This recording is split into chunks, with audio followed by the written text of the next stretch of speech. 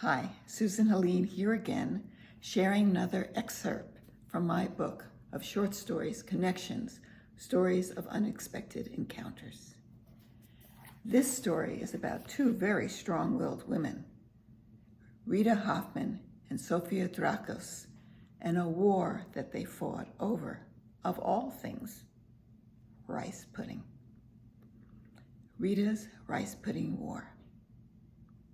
If only Sophia Drakos had been more forthcoming, this war could have been avoided.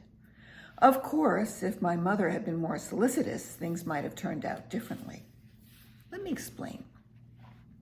Sophia Drakos was the proprietor and chief baker at Mama Sophia's family diner. A tiny, sallow woman with piercing black eyes, she commanded the kitchen like a general and her employees like foot soldiers. She had a sharp tongue and a surprisingly strong voice and was not shy about using either on employees or customers. She was tolerated because her food, especially her desserts, were to die for, particularly her rice pudding. My mom, Rita Hoffman, considered herself a cook par excellence, and it was not without merit. Her family dinners were the highlight of the holidays. Her pot roast, matzo ball soup, and chopped liver never disappointed. Notwithstanding the accolades, there was one dish that continued to befuddle her: rice pudding, specifically Mama Sophia's rice pudding. Thursday nights were Mom's night off from cooking. Mom, Dad, Stephen, my obnoxious older brother, and I would traipse the 4 blocks to the diner. Mom had rules. We could not order pot roast, any veal dish, roast turkey, or Mama Sophia's delicious homemade soups. This would be a betrayal of Mom. She claimed that ordering these foods would signal to Mama Sophia that we couldn't get as good at home. That meant we could only eat what Mom didn't make. Our choices narrowed down to deli sandwiches or Greek specialties. That was fine with me. I always got a gyro, and Stephen got the double-decker Reuben rye. Despite Mom's protestations about his expanding waistline, Dad went for the fried chicken. Mom ordered 1 Hebrew National hot dog. I'm saving room for dessert. Mom always ordered Mama Sophia's rice pudding. It was not the baked kind, but the gooey cooked kind with the consistency of oatmeal. Mom ordered it with a side of raspberry sauce and a huge dollop of whipped cream and 2 spoons. When Dina, the long-suffering waitress, placed the large bowl of steaming pudding in front of my mom, the ritual would begin. Mom would carefully scoop a spoonful of rice pudding and dip it into the raspberry sauce. She filled the second spoon with whipped cream. With great deliberation, Mom lifted the 2 spoons to her mouth, pudding first, followed by the whipped cream. This two-handed approach often brought stares and comments from other customers. Mom didn't notice or care. She was transported into another world. Dad, Stephen, and I knew better than to attempt silence during this ritual. We ate our desserts in silence, baklava for me and a bear claw for Stephen. Dad sipped his coffee and motioned to Dina for the bill. On the first Thursday in October, Mom's ritual changed. The obvious modification was that she took a spoonful of the plain rice pudding without dipping it into the sauce. We watched as she rolled it around her mouth, her face a mask of concentration.